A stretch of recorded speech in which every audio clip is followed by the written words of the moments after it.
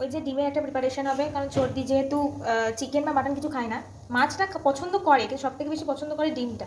তো সেই কারণে দেখলাম যে আজকে আমি একটু এগ চিলি বানিয়ে দিই ওর জন্য। তো ওখানে আমি পেঁয়াজ কেটে নিয়েছি, এখানে রসুনও কেটে নিয়েছি, আর এখানে আছে টমেটো আর ক্যাপসিকাম, আর ডিমটাকে আমি সিদ্ধ করে এরমভাবে কেটেছি আর কি।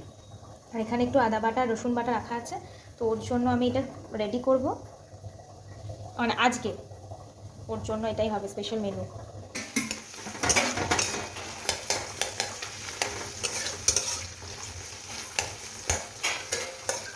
এই যে এদিকে হচ্ছে চিকেন, আর এদিকে হচ্ছে আমার সর্দির জন্য স্পেশাল মেনু। টমেটো আর ক্যাপসিকামটা দিয়ে দিলাম।